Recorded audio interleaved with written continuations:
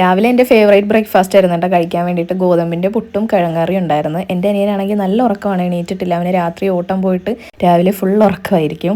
ഉമ്മ ഉച്ചക്കത്തേക്കുള്ള ഫുഡിൻ്റെ പരിപാടികളൊക്കെ നോക്കുന്നുണ്ട് കേട്ടോ. മീൻ വെട്ടാൻ വേണ്ടിയിട്ട് ഇരുന്നപ്പം ഞാനും കൂടെ പോയിരുന്ന്. ഇന്ന് നല്ല മാങ്ങ ഇട്ട് തേങ്ങ അരച്ച് വെച്ച മീൻകറിയാണ്. ഇത് നമ്മുടെ വീട്ടിൽ തന്നെ പിടിച്ച മാങ്ങയാണ് കേട്ടോ. അങ്ങനെ അടുക്കളയിൽ ഉമ്മ ജോലി ചെയ്തുകൊണ്ടിരുന്നപ്പം വർത്താനത്തിൻ്റെ ഇടയിലാണ് ഞാൻ മുടി ശ്രദ്ധിക്കുന്നത്. ആൾക്ക് നല്ല മുടി കൊഴിച്ചിലുണ്ടായിരുന്നു, പക്ഷെ ഇപ്പം നല്ല തിക്കായിട്ട് കിടക്കുന്നു. അപ്പം ഞാൻ ചോദിച്ചു ഇത് ഇങ്ങനെ ആക്കി എടുത്തെന്ന്. അപ്പോഴാണ് എനിക്ക് ഈ ഒരു പ്രൊഡക്റ്റ് എടുത്ത് കാണിച്ചു തരുന്നത്. അപ്പോൾ ഇതാണ് ജ്യൂസി കെമിസ്ട്രിയുടെ 100% natural chilli plus rosemary hair growth oil. Purple ആപ്പിൽ സെർച്ച് ബാർ എടുത്തിട്ട് നമ്മൾ ഹെയർ ഗ്രോത്ത് ഓയിൽ എന്ന് അടിച്ചു കൊടുത്താൽ ആദ്യം തന്നെ ഇതിന്റെ പിക്ചറാണ് കേട്ടോ വരുന്നത്. അത്യാവശ്യം നല്ല കുറേ കസ്റ്റമർ റിവ്യൂസ് ഒക്കെ ഉള്ള നല്ലൊരു പ്രൊഡക്റ്റ് ആണ്. ഉമ്മ ഇത് വാങ്ങിച്ചത് യൂട്യൂബിൽ ആരുടെയോ വീഡിയോയിൽ നല്ല റിവ്യൂസ് ഒക്കെ കണ്ടിട്ടാണ് കേട്ടോ എന്നോട് പറഞ്ഞത്. ഇത് ആഴ്ചയിൽ 2 പ്രാവശ്യമാണ് ഉമ്മ യൂസ് ചെയ്യുക. അതായത് 50 പെർ യൂസ്.